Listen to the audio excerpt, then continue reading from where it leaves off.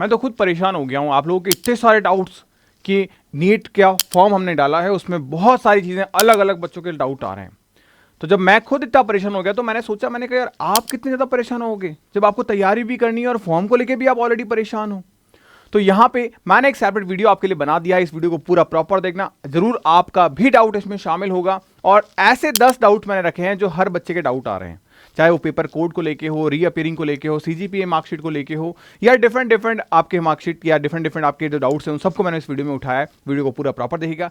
एक बार फिर से आप सभी का स्वागत है नीट इंस्पिरेशन के शानदार प्लेटफॉर्म पे, जहां पे मैं आपका मेंटर, आपका बड़ा भाई जय, एक शानदार वीडियो के अंदर नीट 2025 के रिगार्डिंग जितने भी डाउट हैं उन सब को क्लियर करेंगे, अपन खात्मा करेंगे सबका।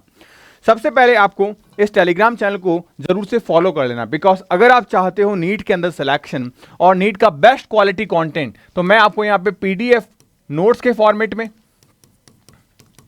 एंड अमेजिंग चीजें आपको यहां प्रोवाइड करवा रहा हूं। तो डेफिनेटली पूरा एंड प्रॉपर देखना है इसको।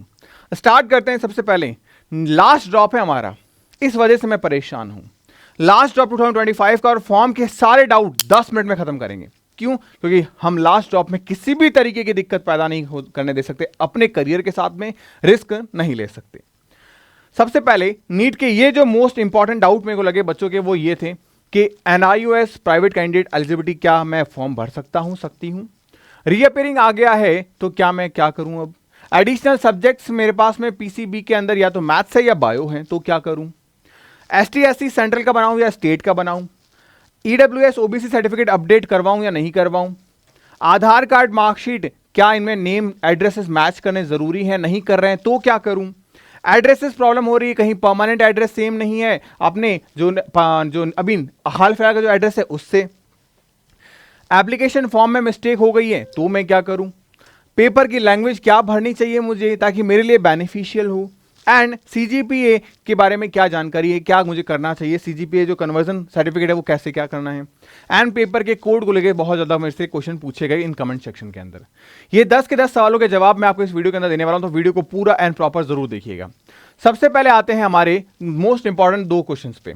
NIOS एंड जो प्राइवेट कैंडिडेट जो है उनके एलिजिबिलिटी क्राइटेरियाज क्या क्या है।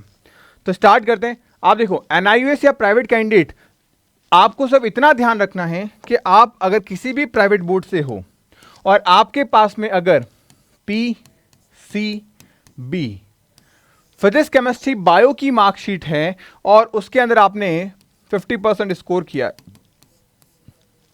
यू आर कंप्लीटली एलिजिबल, कोई दिक्कत वाली बात नहीं है। लेकिन यहां जो एक दिक्कत वाली बात यह हो सकती है, आपकी डेट ऑफ बर्थ 31 दिसंबर 2008 के पहले की होनी चाहिए, यानी 76549 यहां पे नहीं होना चाहिए, तो कोई इशू नहीं होगा। तो एक डेट ऑफ बर्थ मैंने आपको बता दी यहां पे। उसके बाद में आप में से ऐसे कैंडिडेट हो सकते हैं जो इस बार 12th देंगे या 12th दे चुके हैं लेकिन रीअपियरिंग आने के चांसेस हैं, या रीअपियरिंग आ गया है अगर आप लेट देख रहे हो इस वीडियो को। तो आप क्या करो? तो कोई दिक्कत वाली बात नहीं है, आप रीअपियरिंग का फॉर्म भरिए, अपने एग्जाम को दोबारा से दीजिए और आप कोशिश करिए कि 50% का स्कोर आपका आ जाए। आ जाता है तो सर क्या ये मेरे फॉर्म भरने तक या मेरे एग्जाम देने तक अगर नहीं आया है तो कोई दिक्कत वाली बात नहीं है। आपका जब काउंसलिंग होता है और काउंसलिंग के दिन जिस दिन आपका डॉक्यूमेंट का वेरिफिकेशन होता है, उस वेरिफिकेशन के दौरान आपके पास में वो मार्कशीट होगी ना जो रीअपियरिंग वाली होगी, तब तक तो आ जाएगी, सितंबर तक तो आ जाएगी। सितंबर में आपकी काउंसलिंग स्टार्ट होगी, तो सितंबर तक अगर आपके पास में वो आ जाती है तो कोई इशू नहीं है, आप रीअपियरिंग फॉर्म डालिए, कोई दिक्कत वाली बात नहीं है। एडिशनल सब्जेक्ट, अब एडिशनल सब्जेक्ट में दिक्कत ये है, PCB प्लस M है, PCM प्लस B है, कोई दिक्कत नहीं है। मैंने क्या कहा आपको कि आपकी मार्कशीट में PCB होना चाहिए, तो यहां पे PCB है, कोई दिक्कत नहीं, यहां PC है और यहां भी है, कोई दिक्कत नहीं। यानी एडिशनल सब्जेक्ट मैथ्स है या एडिशनल सब्जेक्ट बायो है, कोई इशू आपको नहीं है, आप आराम से कर सकते हैं। तो ये जो 2 मेजर डाउट थे वो मैंने क्लियर किए। अब आते हैं आगे वाले डाउट पे। ST/SC सेंट्रल स्टेट का बनवाएं या क्या बन करें? तो ध्यान रखिए, अगर आपके पास में स्टेट का है तो कोई दिक्कत नहीं है, आप सेंट्रल का बनवा लो।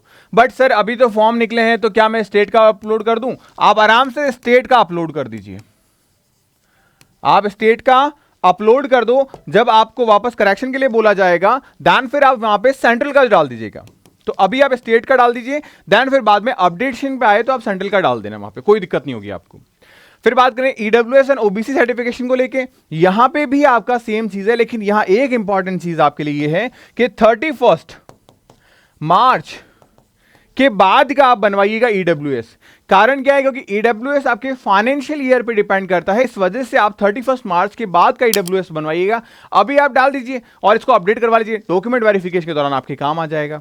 ठीक है, तो यह चीज आपको ध्यान रखनी है कि इसके बाद का आपके पास में बना हुआ होना चाहिए। नेक्स्ट डाउट के बारे में बात करें, आधार कार्ड एंड मार्कशीट में मिस्टेक है हमारी, यानी हमारा आधार कार्ड और मार्कशीट में या तो नेम मैच नहीं कर रहा, फादर नेम मैच नहीं कर रहा, मदर नेम मैच नहीं कर रहा, या एड्रेस मैच नहीं कर रहा, किसी भी प्रकार का कोई दिक्कत है तो ध्यान रखना, आपका आधार कार्ड में चेंजेस कराना है, मार्कशीट में चेंज नहीं होगा।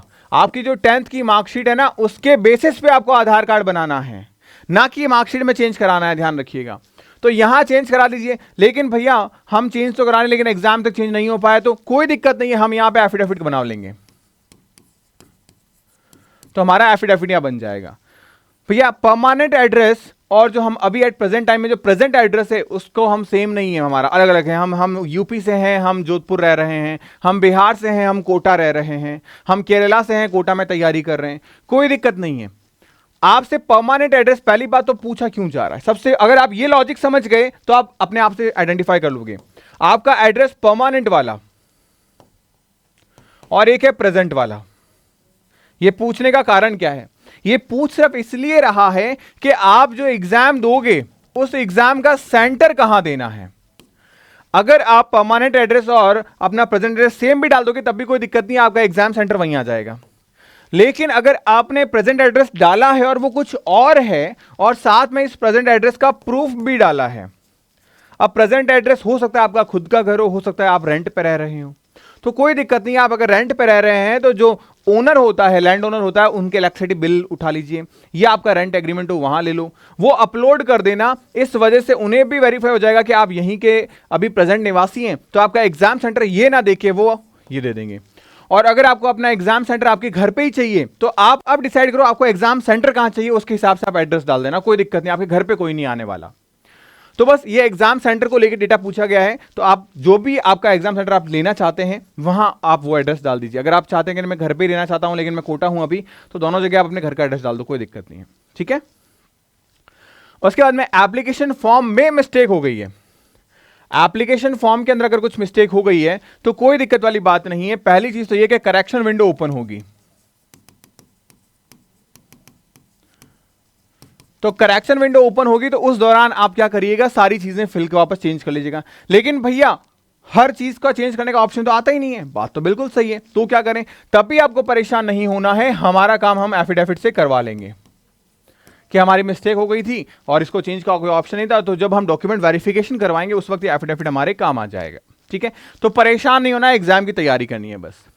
पेपर का लैंग्वेज, अब मैं मेनली प्रेफर करूंगा कि आप पेपर का लैंग्वेज हिंदी चूज करें, क्योंकि हिंदी चूज करने से आपका पेपर हिंदी में तो आएगा ही आएगा, इंग्लिश में भी आएगा।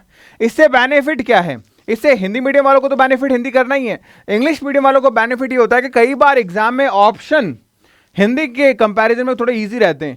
तो यानी कि हम अगर हमें नहीं आता इन केस तो हम देखते हैं यार वर्ड मैच कर जाते हैं, तो उस वजह से हमारे लिए थोड़ा सा क्वेश्चंस को करना आसान हो जाता है, इस वजह से आप प्रेफर करिएगा। ठीक है, सेकंड चीज हमारे पास में CGPA conversion certificate. CGPA conversion certificate में जैसे आपको मान लो सीजीपीए 9 मिला, सीजीपीए 8 मिला, तो इसके हिसाब से आपका मार्क्स क्या है, तो आप कन्वर्जन सर्टिफिकेट से इजीली क्या करवा सकते हो, चीजों को चेंज करवा सकते हो।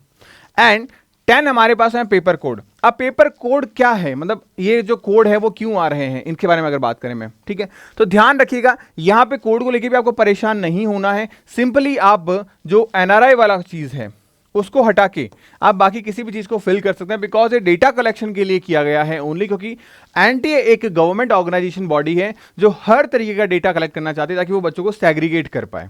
तो इस वजह से इनको लेके भी आपको परेशान नहीं होना है।